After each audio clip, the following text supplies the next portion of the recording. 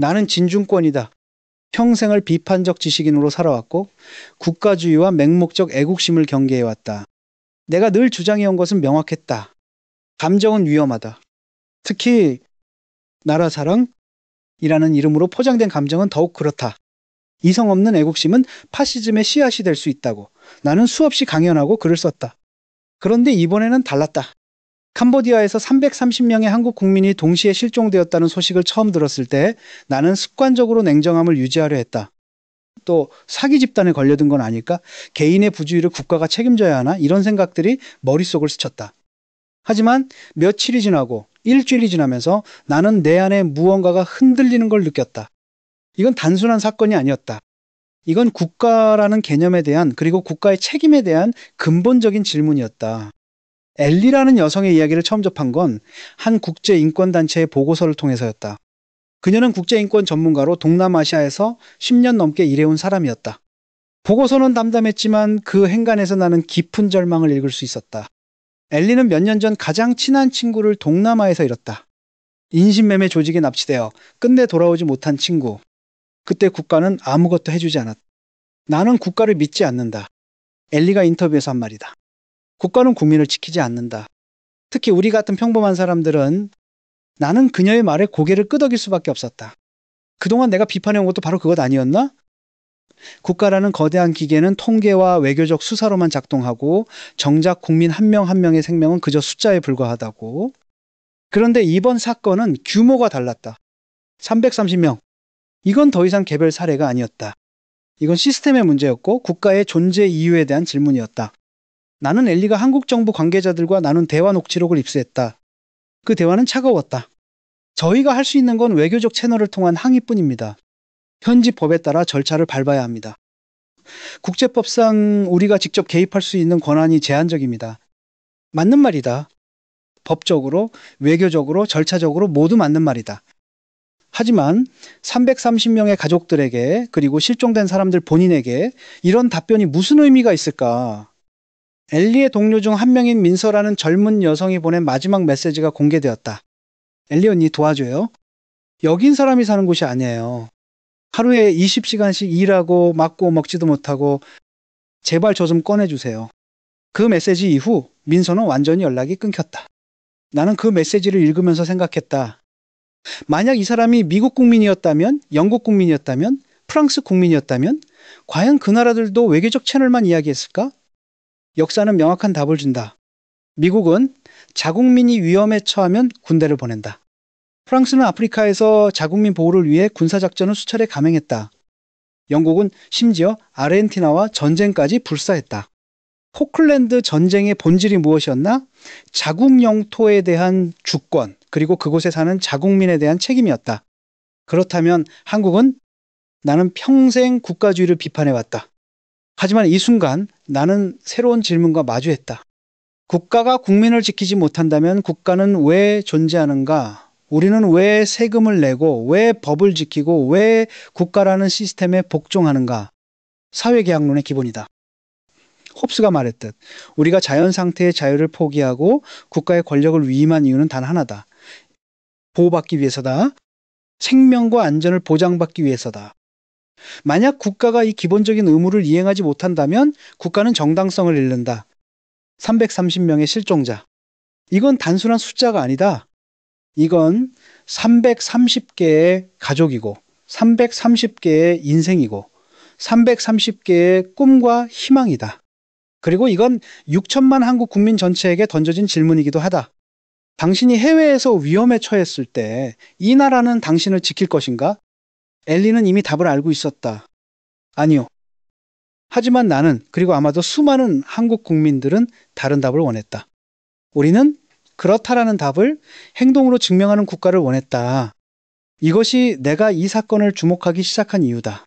비판적 지식인으로서가 아니라 한 명의 국민으로서, 그리고 무엇보다 국가라는 개념이 단순한 추상이 아닌 살아있는 행위자가 될 수 있는지를 보고 싶었던 한 사람으로서 캄보디아 사건은 시험대였다.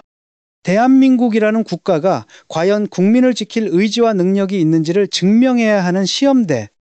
그리고 나는 처음으로 국가에 기대를 걸기 시작했다. 아이러니하게도 엘리는 감정을 믿지 않았다. 아니, 정확히 말하면 감정이 현실을 바꿀 수 있다는 것을 믿지 않았다. 그녀가 10년 넘게 국제인권 현장에서 본 것은 명확했다. 분노는 일주일이면 식고 슬픔은 한 달이면 잊히고 정의에 대한 열망은 다음 뉴스가 나오면 사라진다. 감정은 변덕스럽고 지속 가능하지 않으며 결국 구조적 변화를 만들어내지 못한다. 나는 엘리의 이런 냉소를 이해한다. 나 역시 평생 감정주의를 비판해왔다. 특히 한국 사회의 냄비 근성을 수없이 지적했다. 뜨겁게 끓다가 금방 식어버리는 여론, 일시적 분노로 시작했다가 체계적 변화로 이어지지 못하는 사회운동들. 이런 것들을 나는 비판적으로 분석해왔다. 그런데 이번에는 뭔가 달랐다. 330명 실종 소식이 보도된 지 24시간 만에 한국 사회는 폭발했다. 아니, 폭발이라는 표현도 부족하다. 이건 화산 분출이었다. 트위터에서 시작된 해시태그 330 운수자가 아니다는 6시간 만에 100만 건을 돌파했다. 청와대 국민청원 게시판에는 캄보디아 실종자 전원 구출을 위한 모든 수단동원 촉구 청원이 올라왔고 24시간 만에 100만 명이 서명했다. 나는 처음에 이것도 일시적 현상이라고 생각했다. 며칠 지나면 잊힐 거라고. 하지만 일주일이 지나도 2주가 지나도 분노는 식지 않았다. 오히려 더 조직화되고 더 전략적으로 변했다. 전국 각지에서 촛불 집회가 열렸다. 서울 광화문에 모인 시민들은 조용히 330개의 촛불을 켰다. 아무도 구호를 외치지 않았다. 그저 침묵 속에서 촛불을 들고 서 있었다. 그 침묵이 어떤 외침보다 강렬했다. 한 어머니가 들고 있던 피켓에 이렇게 쓰여 있었다.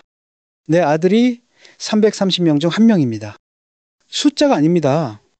이름이 있습니다. 김민준입니다. 나는 그 피켓 사진을 보면서 목이 메었다. 나 같은 냉소주의자가 엘리는 이 모든 것을 지켜보면서도 회의적이었다. 그녀는 서울에 있는 오랜 친구 서준에게 전화를 걸었다. 서준은 한국의 한 정책연구소에서 일하는 국제관계 전문가였다. 서준아, 한국은 언제나 감정적이야. 현실을 몰라. 캄보디아 정부가 협조 안 하면 어떻게 할 건데 국제법상 직접 개입할 수도 없고 이 모든 분노가 뭘 바꿀 수 있겠어. 서준은 잠시 침묵했다가 대답했다. 엘리, 그 감정이 현실을 바꿀 때도 있어. 아니, 감정이 정치를 움직이고 정치가 현실을 바꾸는 거지? 너도 알잖아. 민주주의에서 여론은 변덕스러워. 오늘은 330명을 외치다가 내일은 다른 스캔들에 정신 팔려 있을 거야. 이번엔 아닐 것 같아. 엘리, 한국 사회를 오래 떠나 있어서 모르겠지만 지금 이 분위기는 2016년 촛불 집회 이후로 처음 보는 것 같아. 사람들이 진짜 화났어. 그리고 그 분노가 조직화되고 있어. 나는 서준의 분석에 동의한다. 나 역시 2016년 촛불 집회를 직접 목격했고 그 힘을 알고 있다. 그때도 많은 전문가들이 회의적이었다. 촛불 들고 모인다고 뭐가 바뀌겠어. 하지만 결과는 대통령이 탄핵되었다. 감정이 현실을 바꿀 수 없다는 엘리의 생각은 틀렸다. 정확히 말하면 조직화된 감정, 이성에 의해 인도되는 감정, 정치적 의지로 전환된 감정은 엄청난 힘을 발휘한다. 나는 이 현상을 분석하기 시작했다.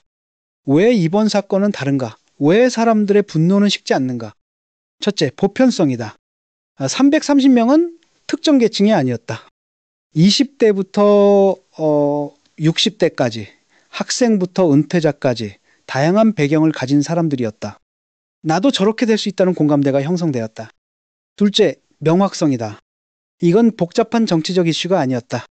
선과 악이 명확했다. 인신매매범들이 악이고 실종자들은 피해자다. 중간 지대가 없었다. 셋째, 국가의 역할에 대한 근본적 질문이었다. 사람들은 단순히 330명을 구하라고 요구한 게 아니었다. 국가는 국민을 지켜야 한다는 사회계약의 가장 기본적인 원칙을 확인하고 싶었던 것이다. 대학가에서는 학생들이 자발적으로 토론회를 열었다. 주제는 국가의 책임과 국민의 권리였다. 법대생들은 국제법을 분석했고 정치외교학과 학생들은 타국의 사례를 연구했고 사회학과 학생들은 여론의 힘을 조직화하는 방법을 논의했다. 기업들도 움직였다. 대기업 CEO들이 모여 정부에 건의문을 제출했다. 우리 직원들이 해외에서 일하고 있습니다. 그들의 안전을 보장해 주십시오. 시민단체들은 더 구체적이었다. 그들은 캄보디아 정부에 직접 항의 서한을 보냈고 국제사회에 한국의 입장을 알리는 캠페인을 시작했고 실종자 가족들을 위한 법률 심리 지원 네트워크를 구축했다. 나는 이 모든 움직임을 보면서 깨달았다. 이건 단순한 감정 폭발이 아니다. 이건 조직화된 시민사회의 힘이다. 이건 민주주의가 작동하는 방식이다. 정부는 처음에는 방어적이었다. 저희도 최선을 다하고 있습니다. 외교적 노력을 계속하고 있습니다. 하지만 여론은 만족하지 않았다. 한 시민이 청와대 앞에서 1인 시위를 시작했다. 피켓에는 이렇게 쓰여 있었다. 가족이다. 우리는 포기하지 않는다.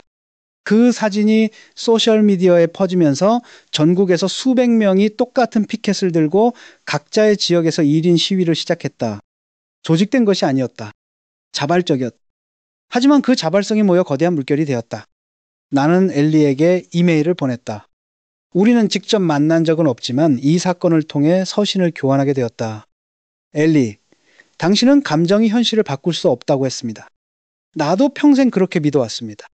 하지만 지금 한국에서 일어나고 있는 일을 보십시오. 이건 단순한 감정이 아닙니다. 이건 집단적 의지입니다. 이건 정치적 압력입니다. 그리고 정부가 움직이기 시작했습니다. 실제로 정부의 태도가 변하기 시작했다. 외교부는 캄보디아에 특별사절단을 파견했다. 국정원은 현지에 팀을 보냈다.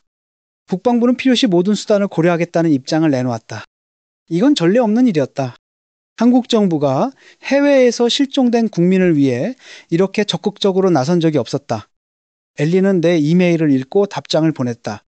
진중권님, 저는 여전히 회의적입니다. 정부의 말과 행동은 다릅니다. 저는 너무 많은 배신을 받습니다. 하지만 한 가지는 인정합니다. 지금 한국에서 일어나고 있는 일은 제가 다른 나라에서 본 적 없는 것입니다. 이 지속성, 이 조직력, 이 결의, 만약 이것이 정말로 정부를 움직인다면 저는 제 생각을 바꿔야 할지도 모르겠습니다. 나는 그녀의 회의를 이해한다. 하지만 나는 믿기 시작했다. 감정이, 아니 정확히는 이성으로 조직화된 집단 감정이 현실을 바꿀 수 있다고. 그리고 중요한 건 정부도 이제 이걸 알고 있다는 것이다. 6천만 국민의 눈이 지켜보고 있다. 이번에 국가가 실패하면 국가는 정당성을 잃는다. 사회개혁은 쌍방향이다. 국민이 국가에 복종하는 대가로 국가는 국민을 보호해야 한다. 만약 국가가 이 의무를 이행하지 못한다면 계약은 파기된다. 한국 국민들은 지금 정부에게 묻고 있는 것이다. 당신들은 우리와 맺은 계약을 지킬 것인가? 그리고 정부는 이제 답해야 한다.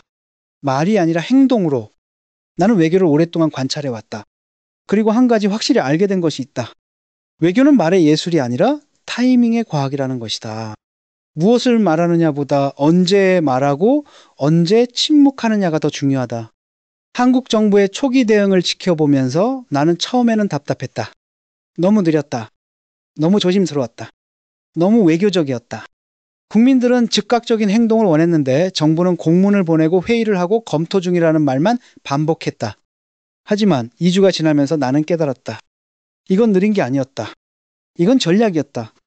서준이 엘리에게 보낸 이메일에서 그 전략의 윤곽이 드러났다. 서준은 정부 안팎의 정보를 종합해서 엘리에게 설명했고 엘리는 그 이메일을 나에게 전달했다. 엘리, 한국 정부가 지금 하고 있는 건 명분 쌓기야. 국제법상 타국 영토에서 무력을 사용하려면 정당성이 필요해. 그래서 지금 모든 외교적 수단을 먼저 동원하는 거지. 나중에 강경 조치를 취할 때 우리는 평화적 방법을 모두 시도했다. 고 말할 수 있도록. 나는 이 분석에 무릎을 쳤다. 이건 단순한 관료주의적 지연이 아니었다. 이건 치밀한 법적, 외교적 준비 작업이었다. 외교부 자료를 분석해보니 더 명확해졌다. 한국 정부는 2주 동안 20개국의 협조 공문을 발송했다. ASEAN 국가들, UN 안보리 상임이사국들, 그리고 인권 관련 국제기구들. 응답률은 30%였다. 20개 중 6개만 실질적 답변을 보냈다. 나머지는 침묵하거나 형식적 답변만 보냈다. 일반인들은 이걸 보고 실망했다. 국제사회가 우리를 돕지 않는다. 하지만 나는 다르게 봤다. 목적은 도움을 받는 게 아니었다. 목적은 기록을 남기는 것이었다. 대한민국은 2025년 X월 X일 유엔에 정식으로 협조를 요청했으나 실질적 지원을 받지 못했다. 대한민국은 2025년 X월 X일 ACIN 사무국에 긴급 중재를 요청했으나 거부당했다. 대한민국은 2025년 X월 X일 캄보디아 정부에 7차례 공식 항의했으나 응답을 받지 못했다. 이 모든 것이 기록이다. 증거다. 정당성의 토대다. 국제법에는 명확한 원칙이 있다. 타국 영토에서 무력 사용은 원칙적으로 금지된다. 하지만 예외가 있다. 자국민 보호를 위한 긴급 상황, 그리고 외교적 수단이 모두 실패했을 때 제한적 무력 사용이 정당화될 수 있다. 한국 정부는 지금 그 외교적 수단의 실패를 문서화하고 있었던 것이다. 나는 이 전략을 서준에게 확인했다. 그는 조심스럽게 답했다. 진중권 선생님, 공식적으로 확인해 줄 수는 없습니다. 하지만 선생님의 분석이 틀렸다고도 할 수 없네요. 국제정치에서 정당성은 사후에 구성되는 게 아닙니다. 사전에 축적되는 것이죠. 동시에 한국 정부는 다른 카드도 준비하고 있었다. 경제적 압력이다. 캄보디아에 대한 한국의 ODA 공적개발 원조는 연간 353억 원 규모였다. 이건 캄보디아 입장에서 무시할 수 없는 금액이다. 한국은 캄보디아의 5대 원조국 중 하나였다. 외교부는 조용히 그러나 명확하게 메시지를 전달하기 시작했다. 협조하지 않으면 ODA 재검토가 불가피하다. 처음에는 은근한 압박이었다. 하지만 캄보디아 정부가 계속 비협조적으로 나오자 압박 수위가 높아졌다. 대한민국 정부는 캄보디아와의 모든 경제협력 사업을 전면 재검토할 것임을 통보합니다. 이건 단순한 원조 중단이 아니었다. 한국 기업들의 투자, 관광, 무역 전반에 영향을 미치는 조치였다. 캄보디아 경제에 실질적 타격을 줄 수 있는 카드였다. 하지만 여기서도 한국은 조심스러웠다. 공개적으로 위협하지 않았다. 모든 것을 외교 채널을 통해 조용히 전달했다. 왜냐하면 공개적 위협은 캄보디아 정부를 궁지에 몰아넣어 오히려 역효과를 낼 수 있기 때문이다. 이게 전략적 침묵의 힘이다. 나는 이 과정을 지켜보면서 한국 외교의 성숙함에 놀랐다. 과거 한국 외교는 종종 감정적이었다. 큰소리치고 위협하고 결과는 초라한 경우가 많았다. 하지만 이번에는 달랐다. 말은 최소화하고 행동은 체계적으로, 압박은 점진적으로 3주가 지나면서 국제사회의 분위기도 변하기 시작했다. 처음에 침묵하거나 형식적 반응만 보였던 나라들이 하나둘 입장을 바꾸기 시작했다. 미국 국무부 대변인이 기자회견에서 말했다. 우리는 한국 정부의 우려를 이해하며 캄보디아 정부가 협조할 것을 촉구한다. EU 의회가 결의안을 채택했다. 캄보디아 내 인신매매 조직 척결과 피해자 보호를 위한 국제 공조를 촉구한다. 일본 내무성도 성명을 냈다. 자국민 보호는 모든 국가의 기본 책무다. 우리는 한국의 입장을 지지한다. 이건 우연이 아니었다. 한국 정부는 그 2, 3주 동안 조용히 각국을 설득하고 있었던 것이다. 이건 한국만의 문제가 아닙니다. 동남아의 인신매매는 국제적 문제입니다. 오늘은 한국 국민이지만 내일은 당신 나라 국민일 수 있습니다. 그리고 결정적으로 한국은 이번 사건을 인권 문제로 프레임했다. 단순히 우리 국민을 돌려달라가 아니라 인신매매와 강제노동이라는 반인권적 범죄를 척결해야 한다는 보편적 가치를 내세웠다. 이 프레임 전환이 천재적이었다. 이제 캄보디아를 비판하는 것이 한국의 이익만을 대변하는 게 아니라 보편적 인권을 옹호하는 것이 되었다. 나는 서준에게 물었다. 이 모든 게 치밀한 계획이었나? 그는 웃으며 답했다.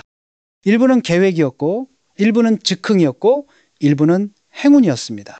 하지만 중요한 건 정부가 명확한 목표를 가지고 있었다는 것입니다. 명분을 완성하라. 그리고 모든 수단을 준비하라. 모든 수단. 그 말의 의미가 명확해진 건 4주차였다.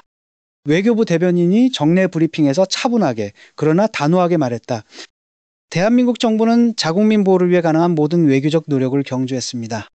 그러나 캄보디아 정부의 협조가 부족한 상황입니다.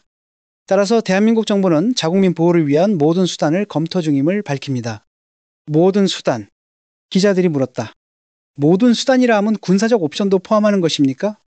대변인은 직접 답하지 않았다. 자국민의 생명과 안전이 위협받는 상황에서 대한민국 정부는 헌법과 국제법이 허용하는 모든 조치를 취할 준비가 되어 있습니다. 이 발언 이후 24시간 동안 세계 언론이 들끓었다. 한국, 캄보디아 군사 개입 가능성, 시사 대한민국 자국민 구출 위해 무력 사용 검토, 한반도 긴장 고조. 이번엔 동남아. 하지만 나는 알고 있었다. 이건 위협이 아니었다. 이건 예고였다. 명분은 완성되었다. 외교적 노력은 모두 기록되었다. 국제사회의 이해는 확보되었다. 경제적 압박 카드는 준비되었다. 이제 남은 건 행동뿐이었다. 엘리에게서 급한 전화가 왔다. 진중권 씨, 한국 정부가 정말 군대를 보낼 건가요? 나는 잠시 망설이다 답했다. 엘리, 나도 확신할 수는 없습니다. 하지만 한 가지는 확실합니다. 한국 정부는 지금까지 후퇴할 수 없는 지점까지 왔습니다. 6천만 국민이 지켜보고 있고 국제사회가 주목하고 있고 명분은 완성되었습니다. 이제 행동하지 않으면 모든 것을 잃습니다. 그럼 전쟁이라도 불사하겠다는 건가요? 전쟁이 아닙니다. 엘리, 이건 구출작전입니다. 제한적이고 목표 지향적이고 정당한 작전. 그리고 한국은 이미 모든 법적 외교적 토대를 마련했습니다. 전화를 끊고 나는 창밖을 바라봤다. 서울의 밤은 여전히 밝게 빛나고 있었다. 저 불빛 하나하나가 한 사람의 삶이고 한 가족의 이야기다. 그리고 그중 330개의 불빛이 지금 캄보디아 어딘가에서 꺼져가고 있다. 국가는 그들을 지킬 것인가? 나는 이제 답을 알고 있었다. 그렇다. 반드시 작전명은 귀환 꾀존이었다. 나는 이 이름을 들었을 때 그 상징성에 전율했다.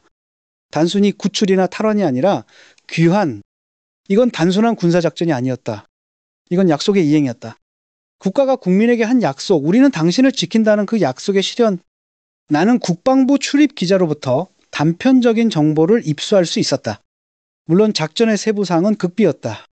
하지만 몇 가지는 확인되었다. 707특 수입무단, 한국군 최정예 대테러 부대. 이들은 2011년 소말리아 아덴만에서 3호 주얼리오를 피랍한 해적을 제압하고 선원 전원을 구출한 바로 그 부대다. 당시 작전명이 아덴만의 여명이었다. 그리고 그들은 완벽하게 성공했다. 21명의 해적을 사살 또는 생포하고 선원 21명 전원을 구출했다. 단 한 명의 아군 사상자도 없이 이번에도 그들이었다. 12명의 대원이 선발됐다고 했다. 12명? 330명을 구하기 위해 12명. 이 숫자의 비대칭성이 오히려 그들의 능력을 증명했다. 나는 과거 707부대 출신 예비역 장교와 인터뷰한 적이 있다. 그는 말했다. 우리는 임무 실패를 상상하지 않습니다. 실패는 옵션이 아닙니다. 왜냐하면 우리가 실패하면 사람이 죽기 때문입니다. 바로 그 정신으로 훈련받은 사람들이 지금 캄보디아로 향하고 있었다. 작전은 철저한 비밀 속에 준비되었다. 외교부는 계속 대화를 시도하는 척했다. 언론은 여전히 외교적 해결 가능성을 보도했다. 하지만 그 이면에서 이미 작전은 시작되고 있었다. 국정원 해외팀이 먼저 움직였다. 그들은 캄보디아 현지에서 2주간 정보를 수집했다. 실종자들이 갇혀있는 정확한 위치, 건물 구조, 경비, 인원, 무장 상태, 그리고 가장 중요하게는 실종자들의 생존 여부, 민서를 포함해 최소 280명이 생존해 있다는 정보가 확인되었다. 나머지 50명의 소재는 불명이었다. 최악의 경우를 각오해야 했다. 건물은 프놈펜 외곽의 폐공장 단지였다. 겉으로는 일반 공장처럼 보이지만 내부는 강제노동 수용소였다. 철조망, CCTV, 무장경비, 그리고 무엇보다 현지 부패 경찰들과의 결탁. 이건 단순한 범죄 조직이 아니었다. 이건 조직화된 국가기관과 연결된 인신매매 네트워크였다. 엘리가 나에게 보낸 자료에는 충격적인 내용이 있었다. 캄보디아 경찰 간부 3명이 이 조직으로부터 정기적으로 금품을 받고 있었다는 증거였다. 그래서 캄보디아 정부가 협조하지 않았던 것이다. 부패가 최상층까지 연결돼 있었다. 이래서 외교가 안 통했구나. 나는 쓴웃음을 지었다. 작전 D-Day는 한국 시각으로 10월 15일 새벽 3시로 정해졌다. 현지 시각으로는 10월 14일 자정. 가장 경비가 허술하고 인질들이 한 곳에 모여있을 시간. 나는 그날 밤 잠을 이룰 수 없었다. 많은 한국인들이 그랬을 것이다. 물론 작전이 진행 중이라는 것은 아무도 몰랐다. 정부는 철저히 비밀을 유지했다. 하지만 뭔가 일어나고 있다는 것을 사람들은 직감적으로 느끼고 있었다. 청와대 주변에는 밤새도록 촛불을 든 시민들이 모여 있었다. 아무도 그들을 조직하지 않았다. 그냥 모였다. 기도하고 노래하고 침묵했다. 한 대학생이 들고 있던 피켓에 이렇게 쓰여 있었다. 330명. 우리는 당신들을 기다립니다. 포기하지 마세요. 작전이 시작되었다는 것을 안 건 새벽 4시 30분이었다. 국방부 브리핑룸에 긴급 소집이 걸렸고 주요 언론사들이 호출되었다.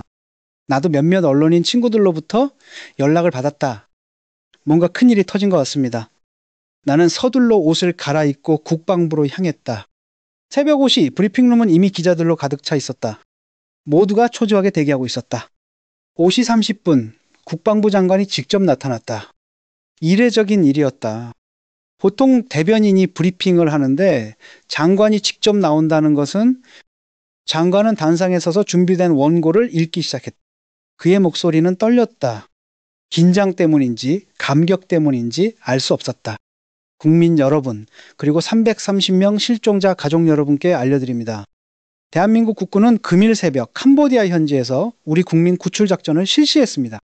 브리핑룸이 순간 정적에 휩싸였다. 그리고 곧 폭발했다. 작전명은 귀환입니다. 707특 수임무단 12명이 투입되었으며 현재까지 확인된 바로는 장관이 잠시 말을 멈췄다. 그리고 깊게 숨을 들이마셨다. 인질 280명 발견. 전원 생존 확인. 나는 그 순간을 평생 잊지 못할 것이다. 브리핑룸에 있던 모든 사람이 동시에 숨을 내쉬었다. 누군가 흐느끼기 시작했다. 기자들조차 취재를 잊고 서로를 껴안았다. 280명. 전원 생존. 장관은 계속 설명했다. 작전은 현지 시각 자정에 시작되어 47분 만에 완료되었습니다. 인질 전원이 확보되었으며 범죄 조직 주요 인물 18명이 사살 또는 생포되었습니다. 아군 피해는 경상 2명입니다.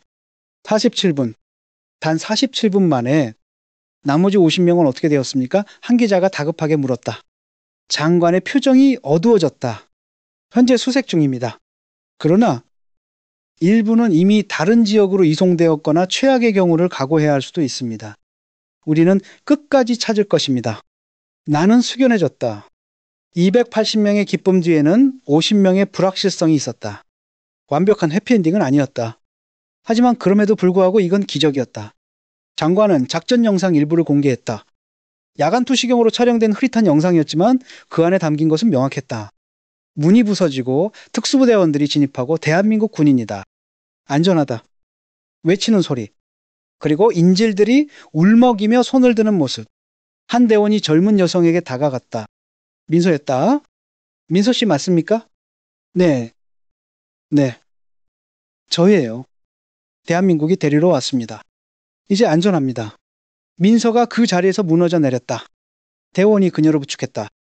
영상이 거기서 끊겼다. 하지만 그것만으로도 충분했다. 나는 눈물을 닦았다. 부끄럽지 않았다. 브리핑룸에 있던 모든 사람이 울고 있었다. 엘리에게서 전화가 왔다. 봤어요? 그녀의 목소리도 떨렸다. 봤습니다. 민서가 살아있어요? 살아있어요? 그녀가 울먹였다. 엘리, 당신이 맞았습니다. 국가는 국민을 지킬 수 있습니다. 아니, 지켜야 합니다. 그리고 한국은 해냈습니다. 잠시 침묵이 흘렀다. 그리고 엘리가 조용히 말했다. 나는 내가 틀렸어요. 국가를 믿지 않았던 내가 틀렸어요. 한국은 약속을 지켰어요. 그날 오후 구출된 280명을 태운 대한민국 공군 특별기가 인천공항에 도착했다. 공항에는 수천 명의 가족과 시민들이 모여 있었다. 비행기 문이 열리고 첫 번째로 내린 사람은 민서였다. 휠체어에 앉아 있었다. 쇠약해 보였지만 살아 있었다. 엘리가 달려가 민서를 껴안았다. 둘은 한참을 울었다. 그 뒤로 한 명 한 명 280명이 내렸다. 모두 지쳐 보였다. 상처투성이었다. 하지만 모두 살아서 돌아왔다. 공항에 모인 사람들이 박수를 쳤다. 환호하지 않았다. 구호를 외치지 않았다. 그저 조용히 그러나 힘차게 박수를 쳤다. 그리고 한 707부대원이 마지막으로 비행기에서 내렸다. 그는 태극기를 들고 있었다. 카메라 앞에서 그는 경례를 했다. 기자가 물었다. 소감이 어떠십니까? 대원은 잠시 생각하다 대답했다. 우리는 실패할 수 없습니다. 그게 대한민국입니다. 그 문장이 그날 밤 모든 뉴스의 헤드라인이 되었다. 나는 그날 밤 오랜만에 소주를 한잔 했다. 혼자서 조용히. 그리고 생각했다. 나는 평생 국가주의를 비판해왔다. 맹목적 애국심을 경계해왔다. 그리고 그 비판은 여전히 유효하다. 국가는 여전히 불완전하고 권력은 여전히 감시받아야 하고 애국심은 여전히 이성의 통제를 받아야 한다. 하지만 오늘만큼은, 이 순간만큼은 나는 자랑스러웠다. 대한민국이라는 이름이, 왜냐하면 오늘 국가는 약속을 지켰기 때문이다. 작전이 끝난 것은 시작에 불과했다. 나는 그걸 곧 깨달았다. 280명의 귀환은 한 장의 드라마를 마무리했지만 동시에 새로운 장을 열었다. 한국 정부는 작전 성공 48시간 후 전격적인 발표를 했다. 대한민국 정부는 자국민 보호에 협조하지 않은 국가들에 대한 ODA를 전면 재검토할 것입니다. 캄보디아를 포함한 7개국에 대한 원조는 즉각 중단됩니다. 총액사 353억 원. 이건 단순한 돈의 문제가 아니었다. 이건 메시지였다. 대한민국 국민을 보호하지 않는 나라에는 대한민국의 지원도 없다. 국제사회가 발칵 뒤집혔다. 일부 국가들은 항의했다. 내정 간섭이다. 원조를 정치적 수단으로 사용하는 것은 부적절하다. 하지만 한국은 흔들리지 않았다. 외교부 장관이 UN 총회에서 연설했다. 원조는 선의의 표현입니다. 하지만 그 선의는 상호적이어야 합니다. 우리는 도움을 주고 상대국은 최소한 우리 국민의 안전을 보장해야 합니다. 만약 이 기본적인 책임조차 이행하지 않는다면 우리는 원조를 제거할 수밖에 없습니다. 논리적으로 반박할 수 없는 주장이었다. 그리고 실제로 효과가 있었다. 2주 만에 캄보디아 정부가 공식 사과했다. 자국 내 인신매매 조직을 척결하지 못한 것에 대해 유감을 표하며 향후 모든 외국인의 안전 보장을 위해 최선을 다하겠다. 그뿐만이 아니었다.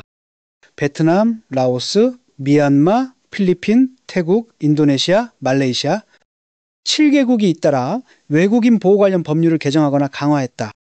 나는 이 변화를 지켜보면서 놀라움을 금치 못했다.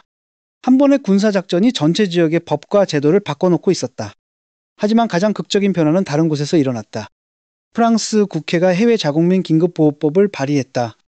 내용은 한국의 이번 작전을 모델로 한 신속한 군사적 구출작전 법적 근거 마련. 영국 의회도 비슷한 법안을 논의하기 시작했다. 미국 싱크탱크들이 연구보고서를 쏟아냈다. 주제는 대한민국 귀환작전의 전략적 함의. 한 미국 국제정치학자가 쓴 논평이 뉴욕타임스에 실렸다. 한국은 중견국가가 어떻게 강대국처럼 행동할 수 있는지를 보여주었다. 군사력의 크기가 아니라 의지의 명확함이 국가의 힘을 결정한다. 나는 이 문장을 읽고 무릎을 쳤다. 바로 그거였다. 강국이란 무엇인가? GDP 순위? 군사력? 영토? 인구? 아니다. 그런 것들은 수단일 뿐이다. 진짜 강국은 국민을 끝까지 지키겠다라는 결의를 가진 나라다. 서준이 이 주제로 논문을 썼다. 그는 나에게 촉구를 보내왔다. 강국의 기준은 GDP도 무기도 아니다. 국민을 끝까지 지키겠다는 결의다. 그 결의가 외교적 명분으로 경제적 압박으로 필요하다면 군사적 행동으로 구현될 때 그 나라는 진정한 강국이 된다. 나는 이 논문을 읽으면서 내 평생의 신념을 재검토하기 시작했다. 나는 늘 권력을 의심해왔다. 국가를 의심해왔다. 그리고 그 의심은 여전히 필요하다. 권력은 감시받아야 하고 국가는 견제받아야 한다. 하지만 동시에 나는 이제 안다. 좋은 국가는 가능하다. 국민을 진정으로 섬기는 국가는 존재할 수 있다. 문제는 국가 그 자체가 아니다. 문제는 국가를 어떻게 운영하느냐다. 민주주의, 투명성, 책임성, 그리고 무엇보다 국민을 향한 진정한 헌신. 이것들이 갖춰질 때 국가는 국민의 적이 아니라 보호자가 된다. 엘리가 변했다. 아니, 변화하고 있었다. 그녀는 나에게 긴 이메일을 보냈다. 진주권님, 저는 10년 넘게 국제인권 현장에서 일하면서 국가를 믿지 않게 되었습니다. 국가는 국민을 지키지 않는다고, 특히 평범한 사람들은 지키지 않는다고 믿었습니다. 하지만 이번에 한국이 보여준 것을 보면서 저는 제 생각을 바꾸기 시작했습니다. 한국 정부는 완벽하지 않았습니다. 초기 대응은 느렸고 과정에서 실수도 있었습니다. 그리고 여전히 50명을 찾지 못했습니다. 하지만 그들은 포기하지 않았습니다. 외교적 압박을, 경제적 제재를, 그리고 최종적으로는 군사작전까지 감행했습니다. 280명을 구했습니다. 그리고 지금도 나머지 50명을 찾기 위해 노력하고 있습니다. 이게 국가가 해야 할 일 아닐까요? 저는 이제 국가를 다시 믿기 시작했습니다. 모든 국가를 다 믿는다는 게 아닙니다. 하지만 좋은 국가는 가능하다는 것을 한국이 증명했습니다. 저는 이제 국제사회에 이 사례를 알리는 일을 하려고 합니다. 이렇게 하는 게 국가의 의무다. 라고 말하려고 합니다. 한국이 저를 바꿨습니다. 그리고 아마도 한국은 세계를 바꿀 것입니다. 나는 그 이메일을 읽고 한참을 창밖을 바라봤다. 서울의 거리가 보였다. 평범한 사람들이 평범한 하루를 살고 있었다. 출근하고 학교 가고 장을 보고 아이들과 놀고 저들은 아마 모를 것이다. 자신들이 얼마나 특별한 나라에 살고 있는지. 아니, 특별한 게 아니다. 정상적인 거다. 국가가 국민을 지키는 게 정상이다. 그게 국가의 존재 이유다. 다만 세계의 많은 나라들이 그 정상을 실현하지 못하고 있을 뿐이다. 한국은 이번에 그 정상을 실현했다. 완벽하진 않았지만 최선을 다했다. 그리고 그 최선이 280개의 생명을 구했다. 3개월 후 놀라운 소식이 들려왔다. 나머지 50명 중 38명의 소재가 확인되었다. 태국과 라오스에 흩어져 있었다. 한국 정부는 즉각 해당 국가들과 협상을 시작했고 이번에는 협조가 빨랐다. 두 나라 모두 캄보디아 사례를 봤기 때문이다. 38명이 추가로 귀환했다. 나머지 12명은 여전히 행방불명이었다. 한국 정부는 수색을 계속하겠다고 약속했다. 한 명이라도 남아있는 한 우리는 포기하지 않습니다. 이 말이 단순한 수사가 아니라는 것을 이제 모두가 알았다. 나는 이 모든 과정을 지켜보면서 평생의 신념을 재구성하고 있다. 나는 여전히 비판적 지식인이다.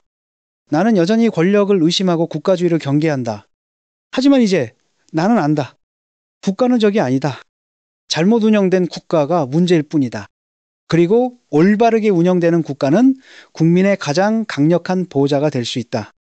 강국이란 무엇인가? GDP 10조 달러짜리 경제도 핵무기도 항공모함도 아니다. 강국이란 국민 한 명 한 명을 끝까지 지키겠다는 결의를 가진 나라다. 그 결의를 말이 아니라 행동으로 증명하는 나라다. 대한민국은 그것을 증명했다. 그리고 나 진중권은 평생 처음으로 나는 대한민국 국민이다라고 자랑스럽게 말할 수 있게 되었다. 비판적 지식인으로서가 아니라 한 명의 시민으로서 이게 내가 배운 것이다. 국가는 국민을 지킬 수 있다. 아니, 지켜야 한다. 그리고 대한민국은 그렇게 했다. 완벽하지 않았지만 최선을 다했다. 그리고 그 최선이 318명의 생명을 구했다. 그것으로 충분하다. 아니, 충분하지 않다. 아직 12명이 남았다. 하지만 우리는 포기하지 않을 것이다. 왜냐하면 그게 대한민국이기 때문이다.